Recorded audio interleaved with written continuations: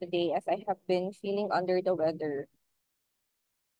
But please, as usual, please do engage using chat, or if you can open your microphone as well, please do so. Today, uh, or if you would recall last meeting, we talked about the different sentence structures, and then we recalled that sentences can be used as verbal expression of purpose, diba? And again, these are the different ways in which we use sentences. So as a sentence as a statement, again, we call it declarative.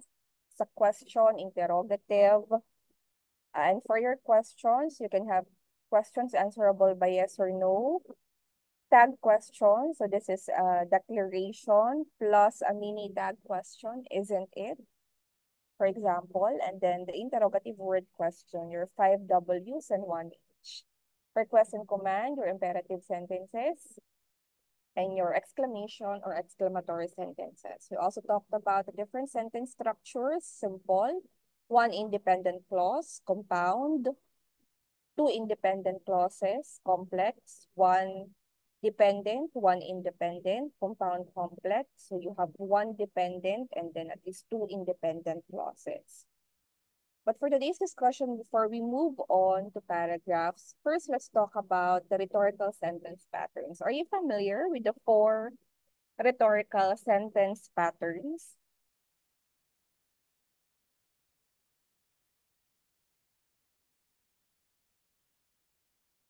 All right, so for the 4 rhetorical sentence patterns, this would have to do with the arrangements of clauses. Still, in a way, similar to your sentence structures. But for this particular sentence patterns, what we're really trying to look at would be the placement of your main and subordinate clauses in relation to the texture or mood of the sentence. So this is a way for us to present the ideas in our sentences and to make variations in terms of the presentation depending on the placement of the main and subordinate ideas, and that arrangement can give texture or mood to our sentences. Now, the 4 rhetorical sentence patterns in English are the periodic pattern, semi-periodic, loose, and balanced uh, sentence patterns. So let's go over them one by one. So when you say periodic pattern, you look at here, the description, it's characterized by introducers or interrupters. So meaning you have modifiers at the beginning or in the middle of the sentence. So why would you want to present your sentences in this manner? It's because you're holding the thought in suspense. So in other words, a periodic sentence would have a long sentence that has the main point at the end dahil meron siyang introducer or interrupter at the middle.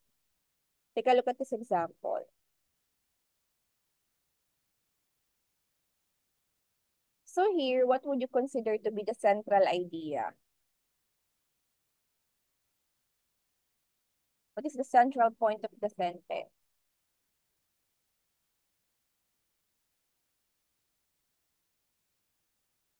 Again, if you look at the sentence, what would you consider to be the central point?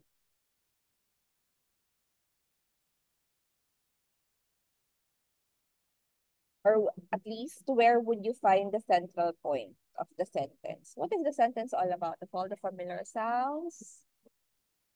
Okay, so Leos, is that correct? Said that, so you have here of all the familiar sounds, and then going to the latter part of the sentence, you have perhaps none, with the exception of human speech, has received so much attention as the singing bird. So technically, the focus of your sentence is all about the attention gained by the sound made by the singing birds. Then, can you see the interrupter here? So you have the lengthy noun phrase as a post modifier. Ano minamodify nito? Nasa interrupter dito, you have the buzzing of mosquitoes, di ba? So, ang ini-interrupt niya ay yung konsepto ng sound. So here, you can see that this is a loop. This is a periodic pattern. You have an interrupter here at the middle. So of all the familiar sounds, none has received so much attention as the singing birds. But you have an interrupter here. So that's why the purpose of a periodic pattern sentence has to do with um, placing the idea at the end. So you are holding it in suspense to a certain extent, right? So you can see here an example. You can also open your sentences with an adverbial modifier. So take a look at this sentence here. Saan mo makikita yung central idea? Ano, tungkol saan yung central idea?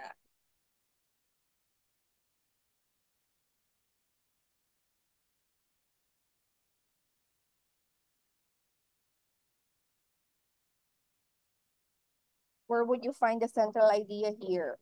Right? So you would find it at the end, but you have a long adverbial modifier at the beginning. So what was the purpose? What was the study trying to ensure? So here, diba? To ensure that the results of the study were not due simply to subjects that wanting to appear chicken in the face of possible personal danger. And then, again, you have a long modifier here. You place the main idea at the end of your sentence. So again, in a sense, you are holding the thought in suspense by providing a modifier at the beginning. So again, we call this a periodic sentence.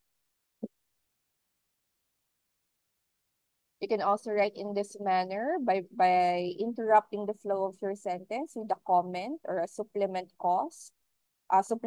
clauses. So here, for example, you have frustration, and then you have the comment or the adverbial clause here. This is your, you can call it simply as an interrupter, but here we call it more technically as a supplementive sentence. Because it talks about the different types of frustration, the result of environmental obstacles, personal limitation, or conflict. But your central idea only has to do with frustration, possibly coming from, or frustration having a number of possible consequences. So you can see here that this is a way also for you to write your periodic pattern. So again, you're holding the thought in suspense. So that's why you have either an introducer or an interrupter. Okay, so you find those clauses either at the beginning or at the middle. And then the central idea is at the end of the sentence. That's the first pattern or periodic pattern. The second pattern is a loose pattern.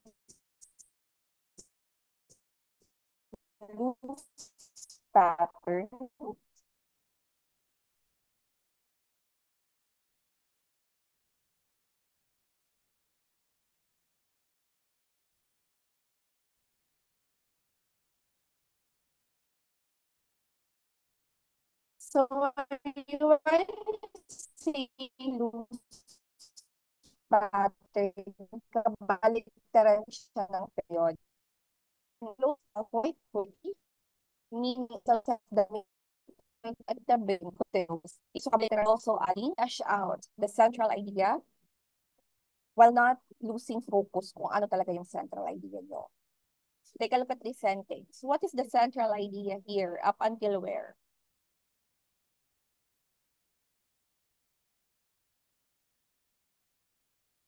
So again, you have a sentence here up until where? Even you can just perhaps give a few words kung hanggang saan. Hanggang saan ba ang ating central idea? Farmers, right? So, saang for farmers? Dito sa many tough-minded economists would agree that much of our government aid now goes to very prosperous commercial farmers. So, until here, do you agree? Commercial farmers. So that would be your central idea. In fact, you can place a period here already, but you're adding a continuer. What is the continuer describing? What is it modifying?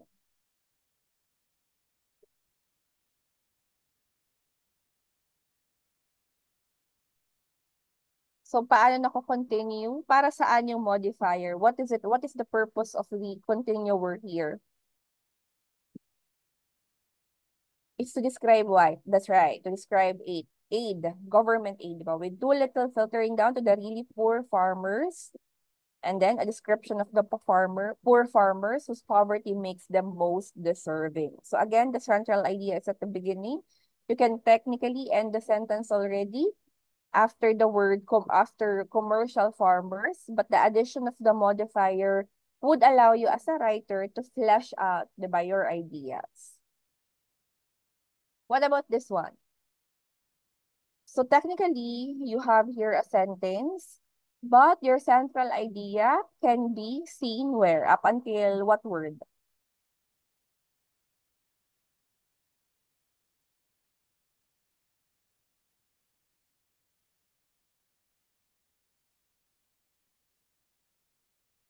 Again, take a look at the sentence. Saang word? Okay, conservation of mass. And then you have a continuer. What does the continuer aim to do in this case? Para saan? You can close off the sentence already after conservation of mass, but here you're adding a continuer. What is it for?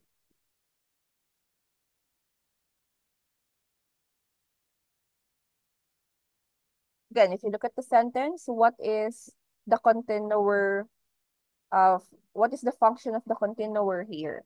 We got almost axiomatic basis. Okay, so it's about the principle of mass, correct? So as you can see here, instead of writing two separate sentences, this is in fact a way for you to compress your sentences so that uh so that similar ideas can be stated in just one sentence, as you can see in the example here. Again, this is an example of a loose sentence. You have a continuer. So if periodic, meron kang interrupter and introducer. Sa loose naman, meron kang continuer. And then the third pattern is what we call semi-periodic, which combines the first two patterns we've discussed so far. So for semi-periodic, you have an introductor, an interrupter, and introducer. And then at the same time, you also have a continuer, which means that a central idea can be found at the middle of the sentence. Again, of course, I'm going to show you some examples of this, but I also want to caution you against writing extremely long sentences or perhaps even run-on sentences. Of course, if you have a good grasp of grammar, then you will be able to present or to use these different types of patterns successfully while writing. But again, be careful when you are writing long sentences as you might run the risk of writing run-on sentences. So take a look at this one. Where can you find the central idea of the sentence?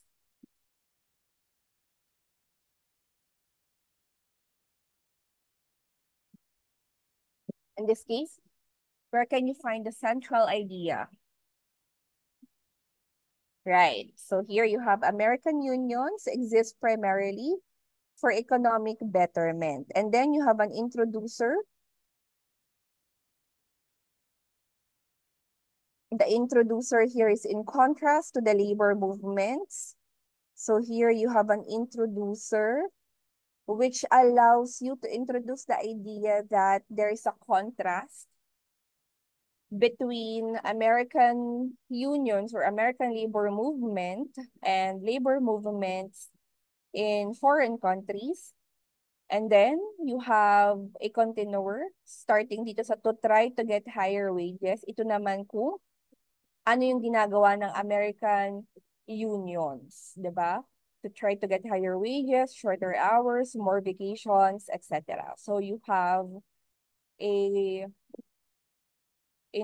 introducer here and then a continuer, which makes it a semi-periodic pattern. Again, the semi-periodic pattern combines the loose and the periodic pattern.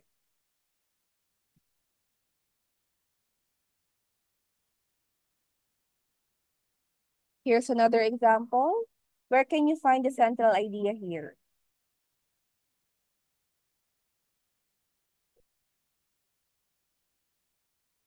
So again, you'll find it somewhere at the middle of your sentence. Specifically, what was the idea here? We realize, correct. We realize how greatly success in pursuit of scientific knowledge is predicted. So again, you have an introducer looking back. So a realization to a certain extent. The sentence is a realization. And then here you have the continuer. Instead of writing an entirely new sentence, kasi may sinabi dito, yung writer, to perform three closely interrelated tasks. So instead, the writer chooses to include it as a continuer, as a list, to isolate, to describe, and then to discern. So dito makikita rin natin yung adherence sa parallelism, di ba? By adding two, we're able to identify the three separate but interrelated tasks. So you have an introducer and a continuer as well. So that would be the third pattern, the semi-periodic pattern. And then finally, this is a more creative pattern to a certain extent. You have the balance pattern, which is a pattern that involves repeating grammatical structure. So you are trying to coordinate structures because you are trying to achieve a sense of equilibrium. You see this mostly in, say, quotations, or if you want to leave a memorable sentence to your audience as a way of either opening or closing, say, your essay. So you find that in sentences like this one, nothing tries the patience like stupidity, but nothing is more stupid than impatience. So you can see here the parallel and symmetrical nature of the sentence with the repetition of the words and the play of words. So katulad makikita mo ulit yung salitang patience, then gagawin mo siyang impatience, stupidity, stupid. So you can see that the structure is parallel and symmetrical. And again, we don't use it very frequently in writing an essay or in writing a paragraph, but the stylistic placement of such a sentence can also help you drive home the argument or the point of your paper. You can see here, for example, they have been to school and college, but all the time they had their eye on the medal. They have gone about in the world and mixed with clever people, but all the time they were thinking about their own affairs. So again, makikita natin dito na meron siyang parallel and symmetrical pattern. So the use of they have, what they have done, but what was their ultimate aim in doing so? So sa school, eye on the medal, gone about the world, but all the time, so ano yung ginagawa nila? So, di ba, it's the same pattern. Okay, very quickly, let's go over the following sentences and see if we can identify what pattern was used. So again, you can use chat so that we can have as many answers as we can, or as many answers as we can. What do you think of this sentence? What is the pattern used here?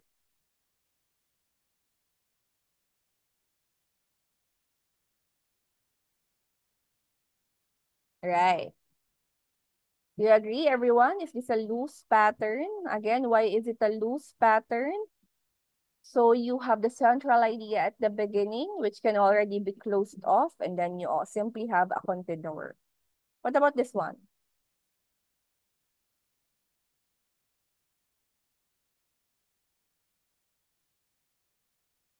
what is the pattern used here? Identify first where is the central idea so that you can check what is the pattern used. Correct. Periodic. Technically, the central idea is just Ash fell in love, but you have here all of the different descriptions, diba, of how it happened. What about this one?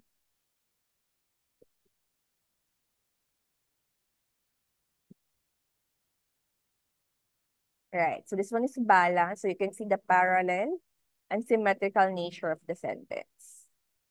What about this one?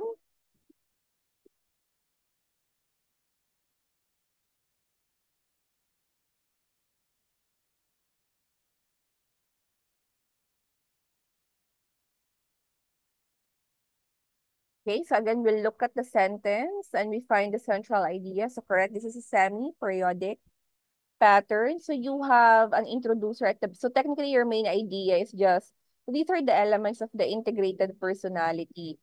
Pero this being a well-written sentence, sinabay mo na kung ano yung element sa unahan, yung sa introducer mo. Understanding of the world, vision of good life, serenity of the spirit, appreciation and practice of the fine arts. And then, so those are the elements of the integrated personality. And then your continuer has to do with ano ba yung patungkol doon sa integrated personality, the development of which is the immediate object of liberal education. So again, the purpose of discerning the pattern of the sentence doesn't have to do with the idea that we just want to name which pattern is being used. But in order for us to apply these different patterns in our own writing. So again, depending on where you want to place your central idea, you can employ any of these patterns. So you can place an interrupter or an introducer, or you can place a continuer at the end, or you can do both with your semi-periodic pattern, or if you wish to be parallel and symmetrical with your sentences. But again, like what I've cautioned you before, we don't use it regularly. Yung lahat ng sentences natin balanced. So stylistic placement rin siya at the beginning or at the end of your essay to to give your to give your writing flavor, kumbaga. That's why the rhetorical sentence pattern really has more to do with giving your sentences texture or mood. So again, our goal in writing is to not sound monotonous.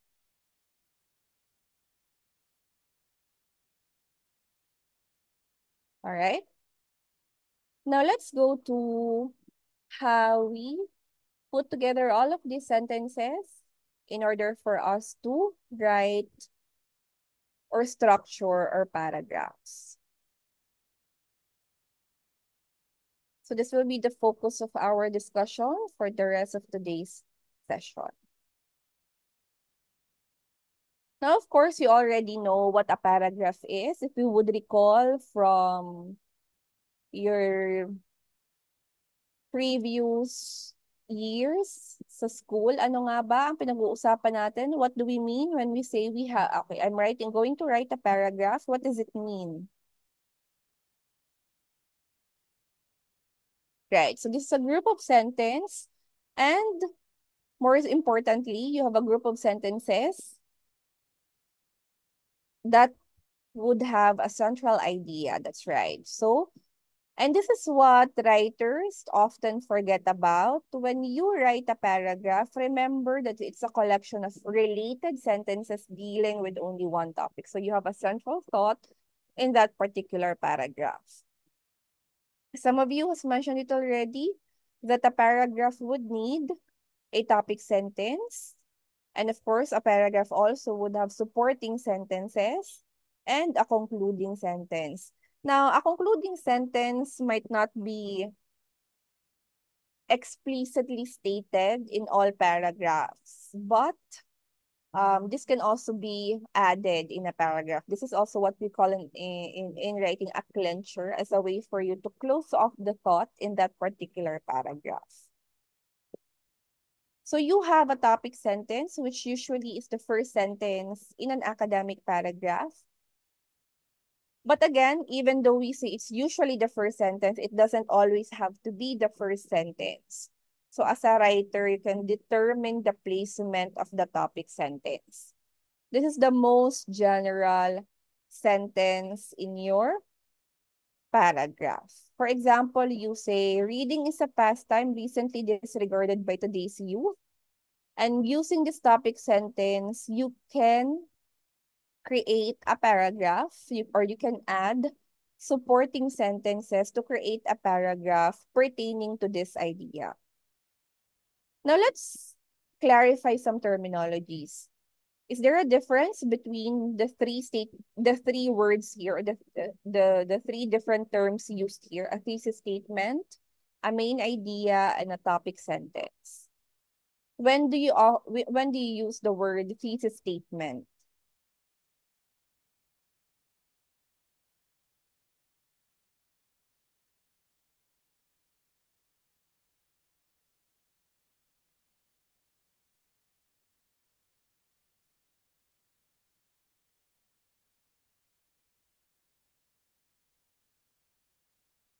Okay? So you have a thesis statement, right? So the main idea, so here you have the main idea. The main idea can come in the form of a thesis statement if pertaining to the essay. And the main idea can come in the form of a topic sentence if it's pertaining to the main idea within a specific paragraph. But of course, all of the paragraphs in an essay, for example, would contribute to the thesis statement of the entirety of the essay. So the thesis statement has to do with the central idea of the whole essay or the main idea of the whole essay. So in other words, the main idea can be explicitly or implicitly stated. Then you have the topic sentence as the main or the central idea of each paragraph. Now, if you are an advanced writer or if you have an advanced reader also, so to speak, then the main idea for each paragraph may not be explicitly stated, meaning there might not be an explicitly stated topic sentence in a paragraph, but your reader would still be able to understand exactly what the paragraph is all about. So the main idea is an idea. So parang cognitive siyang idea, di ba? It's in the mind, which you can state via the thesis statement of the essay or the topic sentence of a paragraph. So let's not get confused about all of these different terms. We are using them for very specific situations.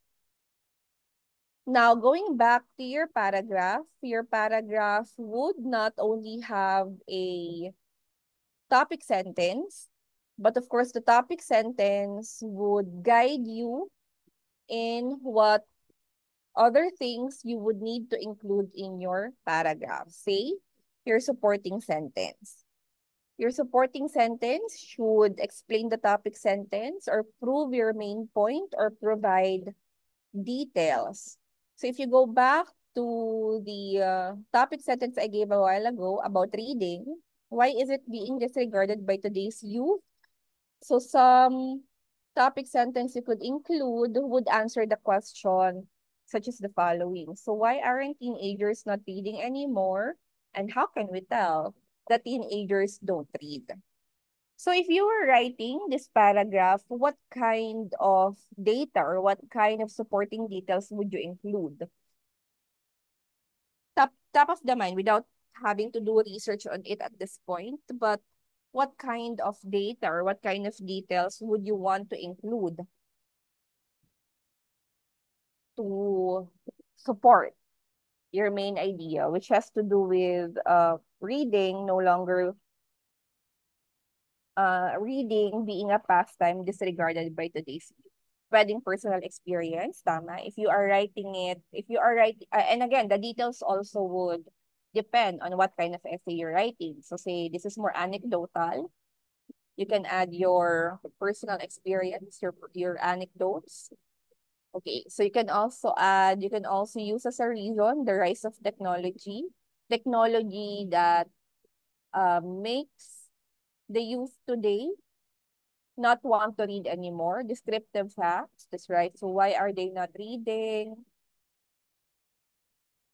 Um, Lack of reading comprehension. So that can also be a factor, diba? That they don't want reading dahil they find it difficult. Perhaps they find the activity difficult. So again, we need to be able to support our main idea. Short attention span, that's right. Especially, pwede mo rin yung i-connect sa idea kanina, yung rise of technology. Diba? With the rise of short form technologies or short form content, like your TikTok videos, for example, or the videos you see online, diba? It can influence the attention span. So, hindi na kayang masustain ng books yung attention span ng teenagers. So you can use those supporting statements for your main idea, for the paragraph's main idea. Now, of course, and I think you're very familiar with it, in writing, we provide the context, we cite, and we explain. This is one of the things that I hope you can remember whenever you are writing, that if you borrowed an idea from somewhere else, it should always, always be cited. And of course, we don't leave it at that. We also explain the implications of those cited materials. So an explanation is always necessary. This is always I tell my students who sometimes would write, would have good cited materials. But at the end of the day, it doesn't really mean, it doesn't contribute anything to the discussion because they aren't able to discuss the analysis of those materials. So, tinote mo na most teenagers today, kunwari may statistics ka, 95% of teenagers nowadays prefer social media contents. But what does it mean?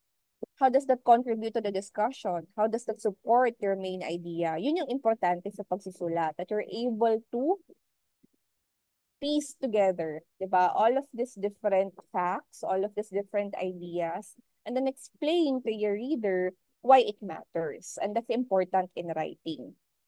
May mga students magaling magsulat in terms of finding, diba, related literature, placing it in the essay. But then again, at the end of the day, how does that contribute to the discussion? Okay, and that's very important. Kaya nga, minsan laging tanong ng writing teacher, so what? Diba? So, all of these ideas that you're including in your paragraph, how does that contribute to your main idea? So, an explanation is needed. And then, of course, depending on which citation format you are using, which you will go over sa inyong reading portion of the English review session. So you should also be able to use that properly. Which citation formats are you familiar with or have you been using before? Ano yung citation format? Ayan, APA, I think ang very common. APA 7, correct. So even here in UP, so most of the programs also would use the APA citation format. Okay? So again, your details should not be boring. Okay? And at the same time, they should be credible. So hindi dapat siya made up. And you know, this is also one of the dangers of using AI. I have been trying to incorporate or integrate AI in my discussions because this is because we have to face the fact that students have been inevitably using AI. But remember that many of these AI tools, sometimes they make up facts and they make up sources. So bibigyan kayo ng source and then you check it out, the source doesn't even exist. And so that's why conducting your own research is still of primary importance whenever you write. And of course, di ba, yung ikaw yung magbabasa, you're the one to find which of these ideas can support your writing. Okay? A tip, write more than you need so you have more material to choose from for your final draft. It's easier to cut than to realize that you need more. Okay, or aside from just cutting, you can also compress your sentences. By compressing, you can use all of the different sentence patterns, rhetorical sentence patterns, and also at the same time, the compressing techniques that we've talked about before. That way, you can you can put together the related sentences in just one sentence. Then, of course, you also have a concluding sentence. Again, not all paragraphs may have this, but the concluding sentence serves as a way to give closure to that particular paragraph so that the transition from this paragraph to the next paragraph would not be so far off. I'm pretty sure you've read essays before na seamless yung transition from one paragraph to the next. But sometimes you also read essays where there seems to be a jump from the end of the first paragraph to the start of the second paragraph. So our goal as a writer is to provide seamless transition from the first paragraph to the next, so on and so forth. So the concluding sentence, in a way, can be either a summary of the information presented, can also be a topic sentence in reverse, or a way for you to drive home the idea of the topic and how you supported it, or a way for you to close that paragraph and to give a sense of readiness to your audience na mag-transition doon sa susunod na paragraph. So for example, given the topic sentence I provided a while ago about reading as a pastime that youth no longer engage in, so a concluding sentence can read something like this. Because teens engage in more visual entertainment, such as movies or the internet, because di ba yung diniscuss natin na supporting ideas relate to this, they are less likely to pick up a book for entertainment. Okay? Now, let's have an exercise. So the exercise has to do with identifying main ideas of a paragraph. You should be able to see it sa um, Canvas. That would be exercise 1. So you should be able to see different paragraphs, and then you are asked to identify the main idea. So I'll give you 15 minutes to work on exercise 1. We'll answer exercise 1 by 11 a.m. So can I check first if you're able to open exercise 1 on Canvas?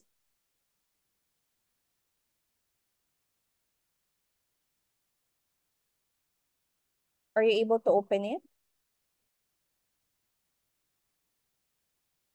All right, so please answer exercise 1 and let's go back here to answer and to explain the details by 11 a.m.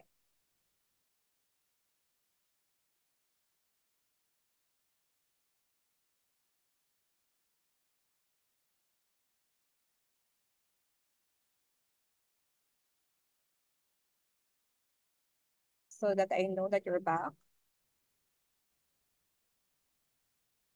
All right.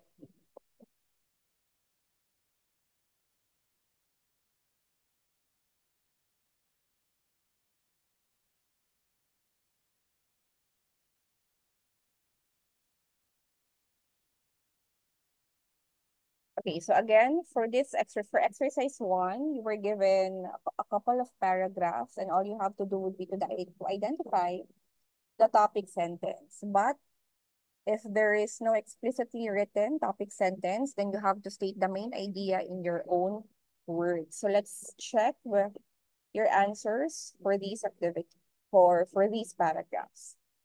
So what about for the first one? Is there a topic sentence?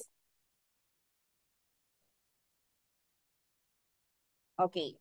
You agree that there is no explicitly written topic sentence for the first paragraph. Do you agree, everyone?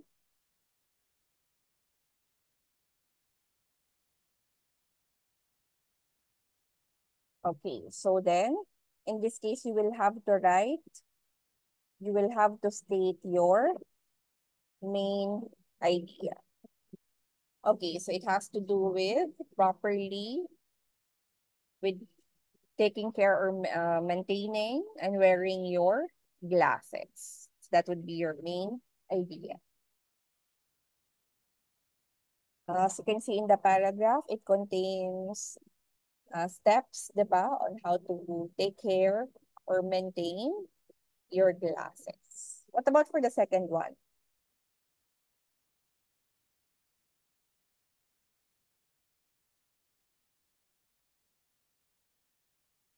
Okay, so you all agree that the topic sentence is the first sentence. Advertising affects our lives every day. Then you can see the supporting sentences, giving details on how that is so, on how advertising can affect people's lives every day. And then here towards the end, you can see a clincher, not one aspect of American life is untouched by advertising. Okay? So ito, hindi na natin kailangang i-rewrite, diba? Because you already actually have the main idea in the first paragraph. So as a writer, pwede kayong magsulat in this manner where although you don't exactly have a topic sentence, it's not explicitly written, but if you think about it, if you read the paragraph carefully, you can see exactly what the paragraph is all about. Or if you want, you can also include a topic sentence, which again, usually you'll find at the beginning as a way to guide you kung ano ba yung mga details na ilalagay ninyo. Okay, and again, wala namang correct version ng paragraph kung ganito ba na walang topic sentence or ganito ba dapat na meron for as long as everything is clearly stated. What about the third one? Is there a topic sentence here?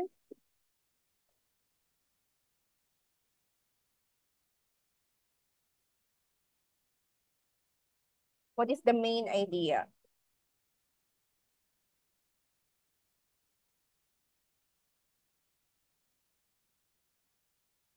Okay, so first, again, the main idea of a paragraph is contained in the topic sentence.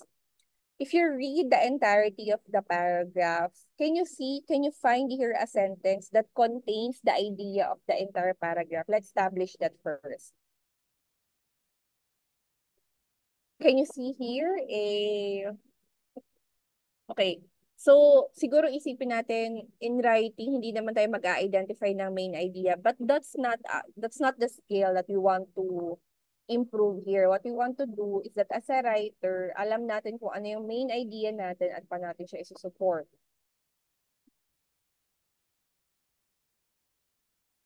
Okay, so it has more to do with how we are paying more taxes than we may realize, di ba? People often refer to taxes in terms of there being much too high. In reality, they're probably even higher than you think. Perhaps to a certain extent, you can consider the second one as a topic sentence but it doesn't really quite capture the entirety of the thought. Because in addition to the federal taxes, there are also other taxes like local, sales taxes, inheritance taxes, and other types of taxes. So perhaps you can even just say, the entire paragraph is about the different types of taxes. But again, that also doesn't quite capture the entirety of the idea that you want to explicitly state, diba? It has to do with there are plenty of other forms of taxes that people pay that they don't even realize that they are paying. So we are not just simply itemizing the different types of taxes. Ayan. So as a writer, that's also something that again, you need to keep in mind. Ano ba talaga yung ultimate goal mo? For example, dito, if you are to write or to add in an essay, a paragraph like this one, it's not because you are itemizing the different types of taxes, but it's because you are pointing out that there are more taxes, perhaps even hidden to a certain extent, that people are paying for that they're not even realizing, di ba, na they're paying for it. Okay, and again, iba kasi yung goal nun. Iba yung goal na ina-itemize mo lang, iba't ibang uri ng taxes versus you letting your reader know that you are paying more taxes than you actually do realize. And that is very important in writing. Yeah, so we are paying more taxes than in the form of this the other more hidden taxes. So again, it has more to do with your intention as a writer. And it's very important in writing. Diba? Now, what about for the for this one? For the final one?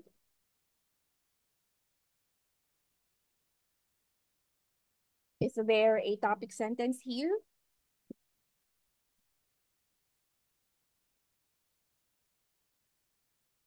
Okay, so if you don't see a topic sentence that is explicitly stated, then what can we say?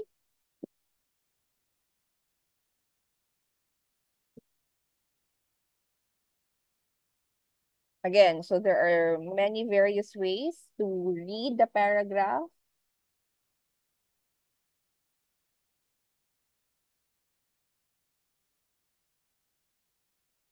Okay, so generally, perhaps you can say that this is how communication has evolved over time, diba? But if you look at the paragraph as a writer, ano yung intention nung nagsulat?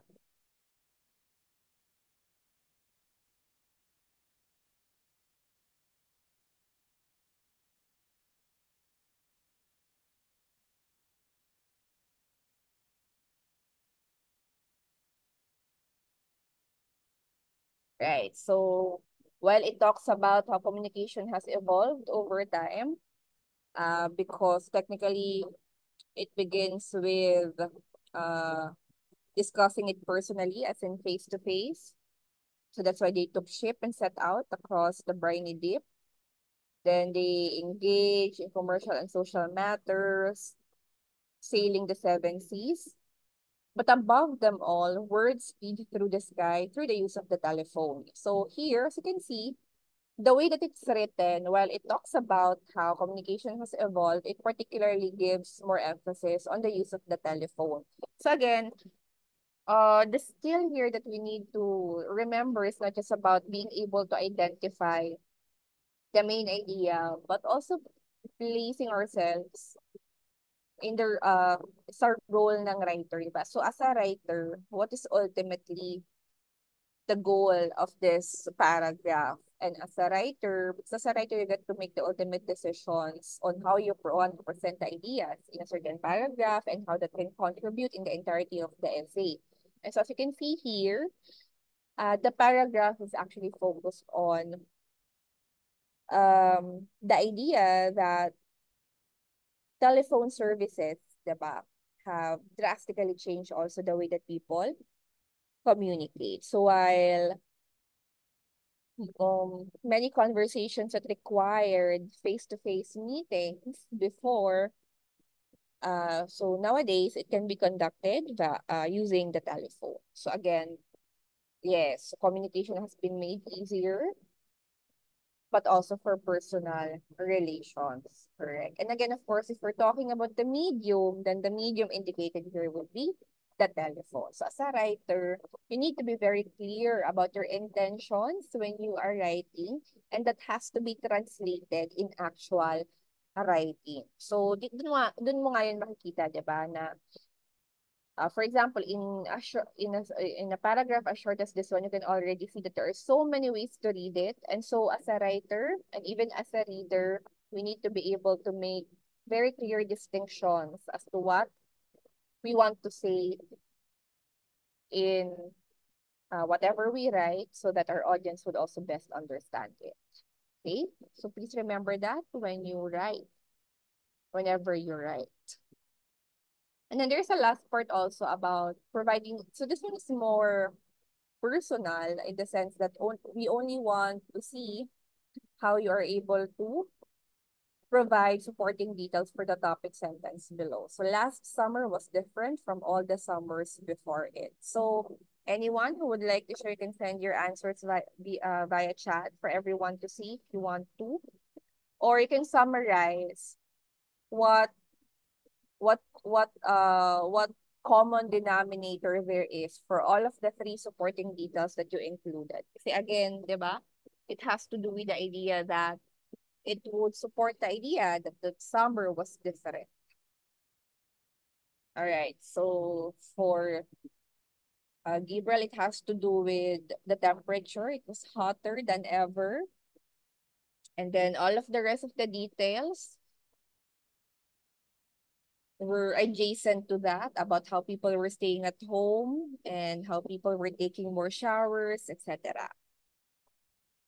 Okay, so able to spend last summer exploring new things. Yeah, the use of citations depend on the nature of the writing. So say if this is a personal reflection, a personal commentary, of course normally you wouldn't need any citations for that. So dito naman, last summer was different from all of the summers before it. If it's anecdotal, again, if ang sinama mo ay stories about you, about your own life, then of course, you don't need any citations for that. But anything that you borrow from other sources, for example, this is the experience of another person, or this is, say, a very scientific approach to the summer, to discussing summer, then you might need sources for that. Preparing for college entrance exams. Ayun. So, which is, I suppose, nagbunga naman because you're already here, di ba? Exploring new things. And then I suppose that the rest of the sentences there would have to do with what new things were you able to explore. All right. So that's how we write supporting sentences for our paragraph. They have to be anchored doon sa iyong topic sentence. Now, whenever you are writing paragraph, there are two key characteristics or elements that we need to be able to apply whenever we write paragraphs. First would be the idea of unity. So when you say unity, everything should be interrelated. This is a common error that we see in student writing, that in our attempt to make the essay longer or to make the paragraph longer, or because there is a lack of editing or proofreading towards the end of the writing process, then unity is sometimes not, the paragraphs are not checked for unity. That means that there is no clear topic sentence and that there are ideas in a sentence that result in it lacking unity. So take a moment to read the sentence and find the sentence that you think destroys the unity of the paragraph. So you can just identify the number, like the first sentence, second, third, etc. So which do you think destroys the unity?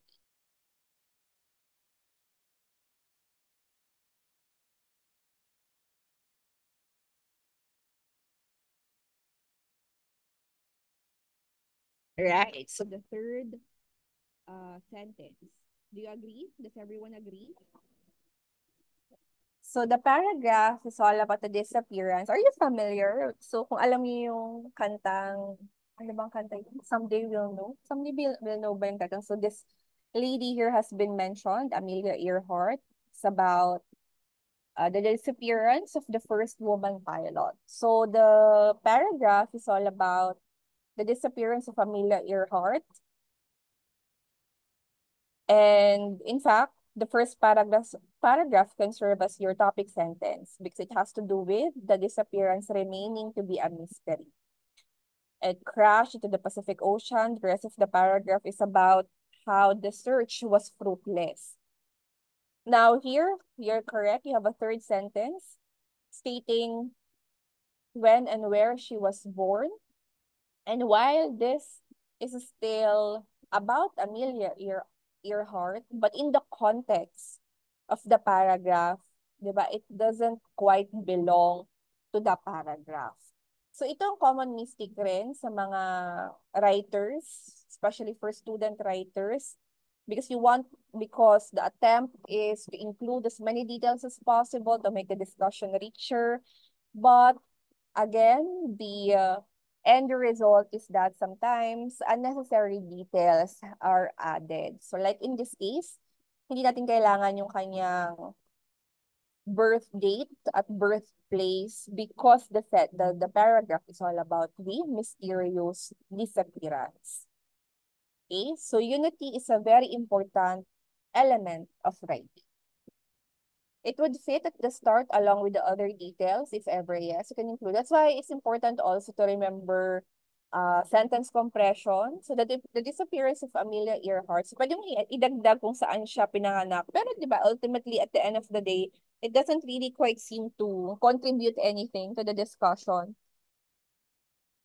So unless the entire essay is about Amelia Earhart and you want to add a paragraph that includes personal details or her life details, so perhaps that's also where you can place that particular detail. What about this one? This is about a painting, con concert in the Tuileries. So, which sentence here do you think would destroy the unity of the paragraph?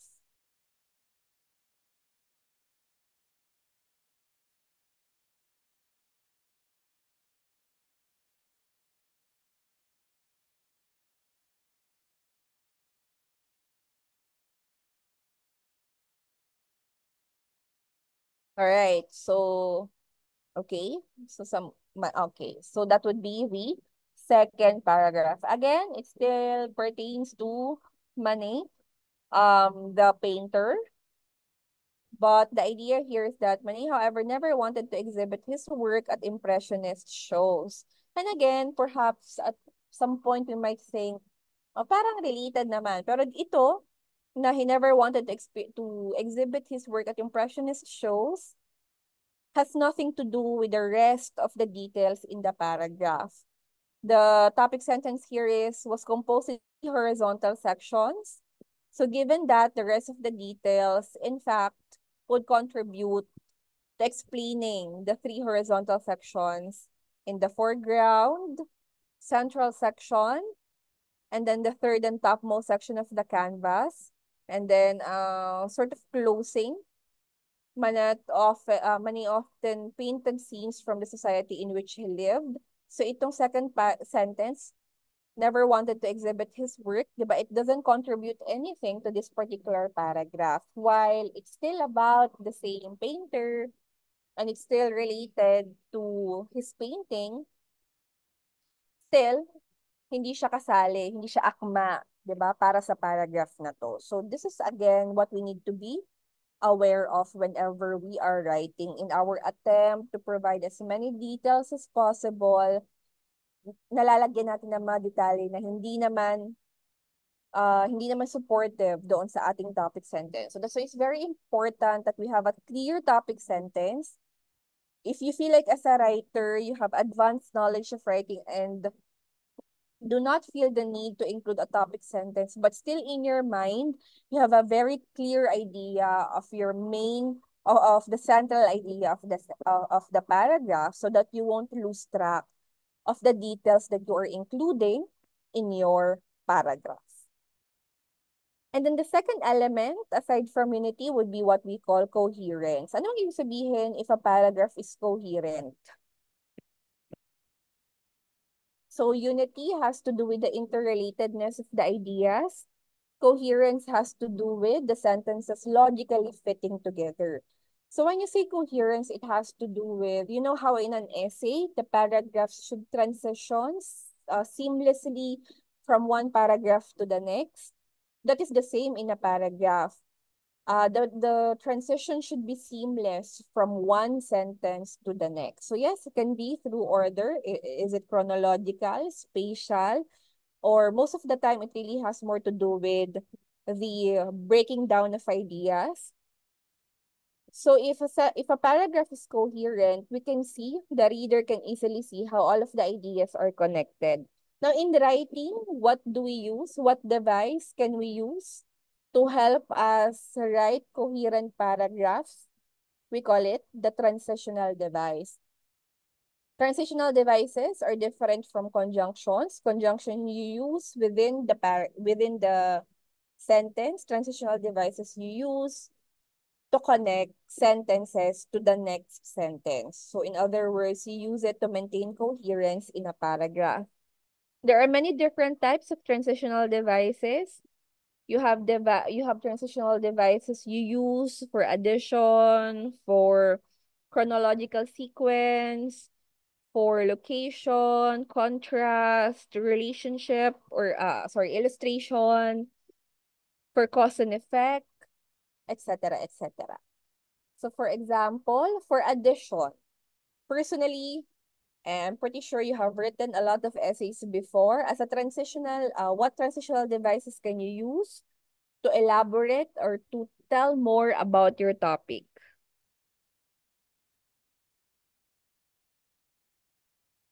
Right. Okay, so it seems like furthermore is a crowd favorite. Moreover, to add, in addition, right? So these are some of the words you can use. Furthermore, in addition, moreover, again, another. So these are just some examples, but again, there are other transitional devices you can use to elaborate on a detail or an idea. What about to show chronology or sequence? Next, correct. Then first, last, okay, after. That's right. So here are some of the words or transitional device you can use. So here you have at first, first of all, next step, meanwhile. Meanwhile, pa yung siyang gamitin, di ba, for sequence. While you're doing this, meanwhile, you can also do this simultaneously if it's taking place at the same time. After, lastly, finally, yes, you can also say that. And again, there are other transitional devices you can use, but these are some of the more common ones. What about to show location? Spatial and locational transitional devices. Nearby, above, correct. So you can use the following. Beyond, also elsewhere, nearby, on the other side.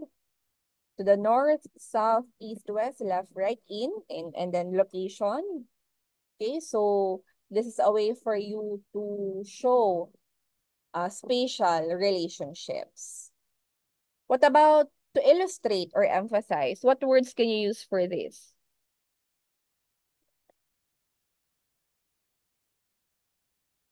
More importantly, that's right. For example, this is right. So you can use, for example, for instance, in fact, they use that clearly, obviously, etc. Now, in writing, sometimes we use the acronym IE and EG. Do you use that? IE or EG in writing? But they are distinct.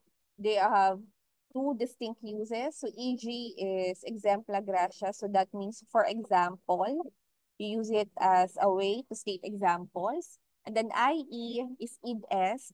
In English, that is, that is. So yung IE ay para sa in other words, something like that. So in other words, or as a restatement of the previous idea. So hindi siya interchangeable. Iba yung function ng EG sa IE. What about for comparing and contrasting? What transitional devices do you use for that? Right, so you have however. On the other hand, correct. What else can we use for that? Whereas, right? So you have different words like in the same way, with the same token, instead, likewise, and like all of the other words you mentioned also, rather, similarly, however, nevertheless, and similar like, yeah, you can also say that, whereas, so as a way of comparing as well, that is correct. Then you also have transitional devices to show cause and effect. What transitional words do you use to show cause and effect? Your favorite word, ayan, consequently, as a result, therefore, subsequently, yeah, you can also use that. You, okay? Therefore, thus, hence, accordingly, as a result. And again, of course, in writing, it would also be good to use a variation of transitional devices so that you don't sound monotonous, don't sound repetitive. And then to show a summary, although personally, I tell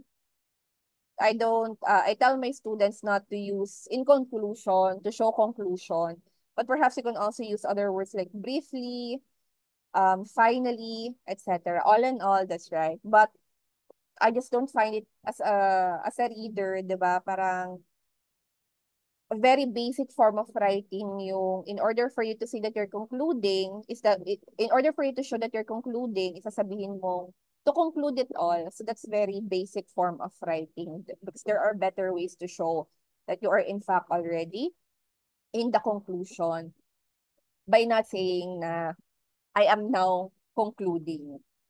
Okay, so more advanced form of writing, kumbaga. But again, these are all of the different transitional devices you can use. Remember in writing to check for structure. So when you say structure, again, we are checking for the topic sentence, the supporting sentences. For the content, please make sure that you have unity and coherence. And then at the same time, you also have form. So again, for structure, your paragraph should have a topic sentence, as many supporting sentences as needed, and then a concluding sentence or a clincher if needed. If you don't have, or if you don't want to include as an explicit na topic sentence, that's okay for as long as the main idea is clear to you and that you're able to communicate the main idea to your reader. For the content, again, unity and coherence, only one idea, refrain from adding too much information, or refrain from adding information that do not relate to the other ideas or to the other information in your paragraphs. Add explanations, and then you can use also transitional devices to show the relationship of the ideas. Form, this is just the writing form, but you know what? Sometimes students even still forget to do it, indenting their paragraphs. No breaks between sentences, and then avoiding the following grammar issues, and then writing extremely long or extremely short paragraphs. I have seen many students write a paragraph that goes on and on, meaning one page na yung paragraph, hindi pa nagpapaawat yung student. So that's wrong, di ba? So when you write, how long is it? Wow, maraming iba-iba yung sagot dito. Depende sa librong ginagamit nyo. So minsan may iba sabihin, a paragraph should have 3 to 5 sentences. A paragraph should have 5 to 7 sentences. But technically, it also has to do with the length of your sentences. But it's better also to check how your paragraph would look like pag nakalatag na siya sa papel or pag tinignan mo yung kabuuan ng papel. So, in a page, for example, usually if it's a typewritten, if it's a typed na page, how many paragraphs do you have in a page? Normally, when you write, so say it's a letter size bond paper. Paragraphs in a page, five to seven in a page. Baka 5 to 7 sentences in a paragraph, siguro that's what you mean.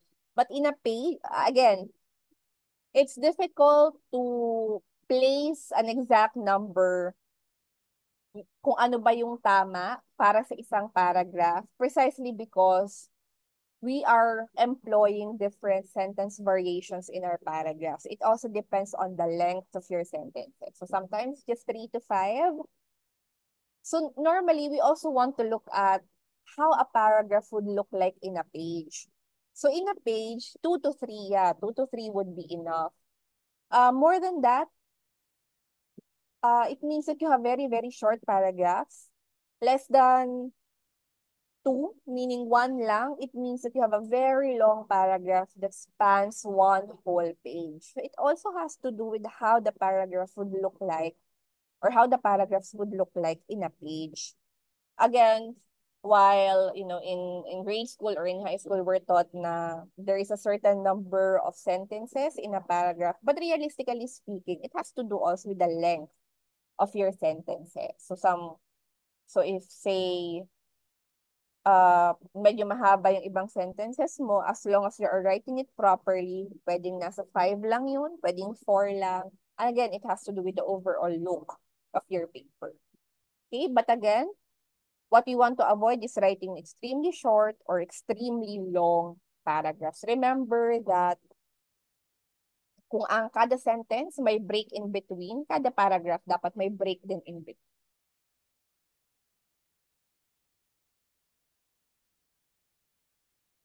One sentence can stand alone. Usually we use this more for creative writing.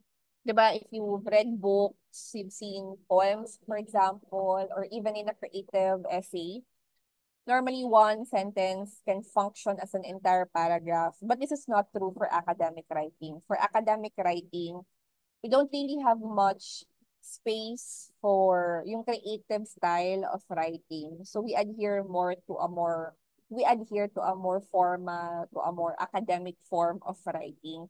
And so we follow the paragraph form as stated here. Kasi academic form siya ng writing. But of course, if you're doing other forms of writing, like a more creative style of writing, then minsan nga, di ba, sa creative writing, may mga one-word paragraph pa. Okay lang yun. Pero in academic writing, that is not so.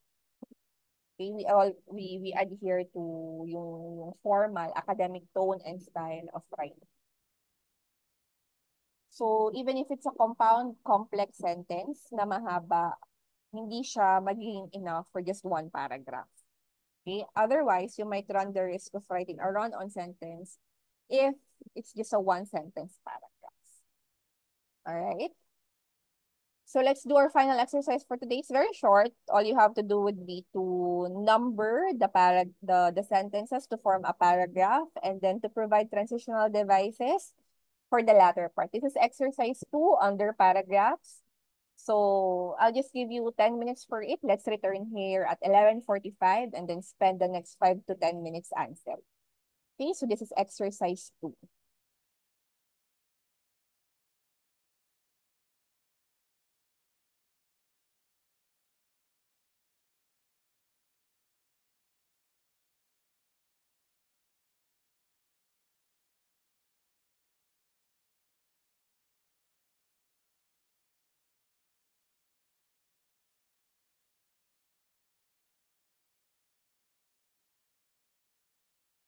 Should come first.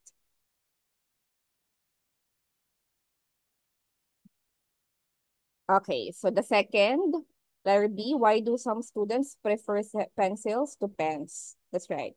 What about the next one? Letter C, correct. So the first and most important feature is that they use ink, followed by,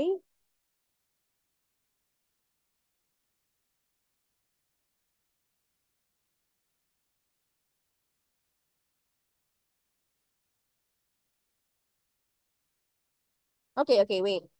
So ang una ay why do some students prefer pencils to pens? Anong susunod nun? Letter C na ba agad? The first. Okay, let's see ha. Tama, letter C na susunod. Susunod sa letter C ay letter E, fifth one. Okay, ink is what allows pens. Sunod, there's one disadvantage, however, you can't erase an ink mark. Followed by, this is not a problem with pencils. Followed by,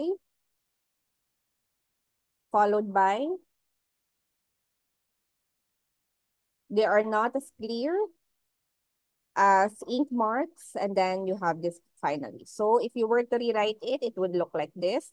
Let me just emphasize that this is obviously informally written. Bakit siya informal? First, you have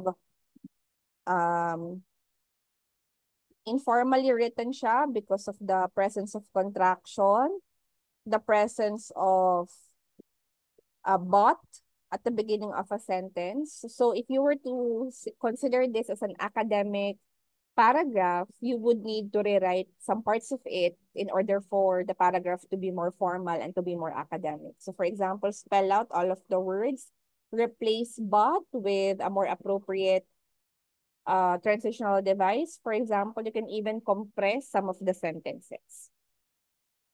Now here, let's look at the paragraph and place or identify transitional devices that we can use in order for the paragraph to flow and read seamlessly. So for number one, what can we place here?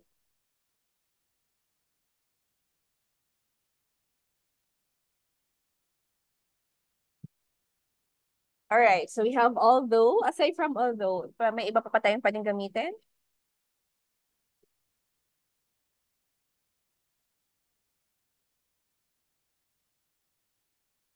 Pwede ring though or even though, diba? Aside from although, pareho rin lang naman siya ng function.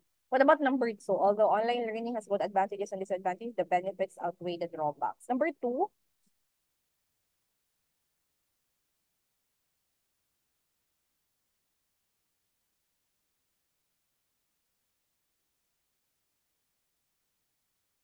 mhm. So, pwede natin sabihin, however, kasi it pertains to the disadvantages and we're saying that the disadvantages can actually be reduced through planning. What about the third one? The blank and perhaps most obvious, that's right, the first and most obvious disadvantage of online classes. What about the fourth one?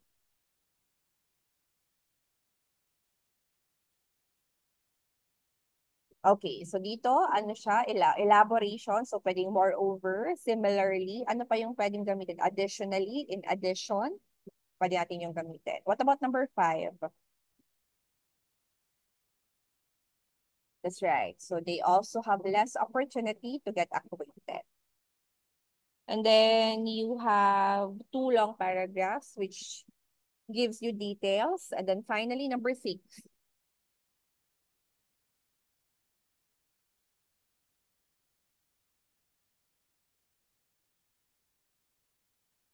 Okay, everyone, take a look at the sentence. Merong comma dito So, hindi siya pwedeng, kunwari sabihin mo, hindi rin siya, anong pwedeng gamitin natin dito? May comma dito. Blank computers can accommodate, blah, blah. Many students with disabilities have much better access to information than in traditional classrooms. Number six, we're looking at number six.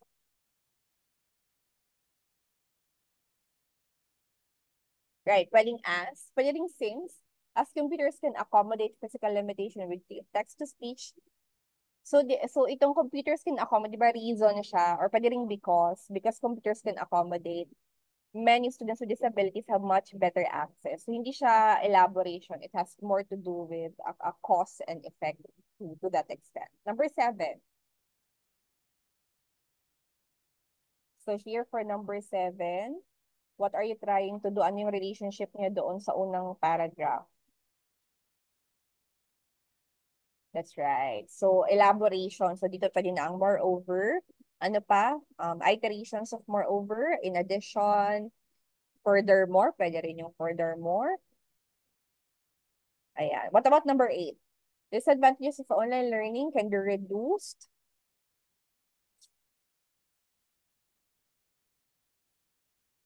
Ano pa din gamitin nating transition dito? So pwede siyang ano ba yung relationship ng dalawang ng dalawang clauses? The disadvantage of learning can be reduced. Blank, its benefits are increasing with each technology. So, pwedeng thus or hence. Yung in addition, medyo awkward siya if placed in addition its benefits. Kasi kadugtong lang siya. It's basically just one sentence with two different clauses. What about number nine? Number nine, blank, online learning does not need to be either or. So, contrast, okay? So, to make it more formal, instead of but will use, however, diba, yung but pwede naman, again, but that would be less academic sounding, more informal. So, we can use however. And then finally, for number 10,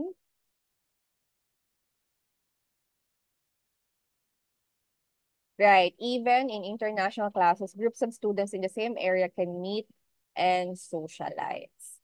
Right. So again, in order for us to identify the proper transition or even conjunctions to use, we need to be able to really read and study the context of the entire paragraph. So you can see here that the use of a transitional device can better help establish the relationship of the ideas within a paragraph, right?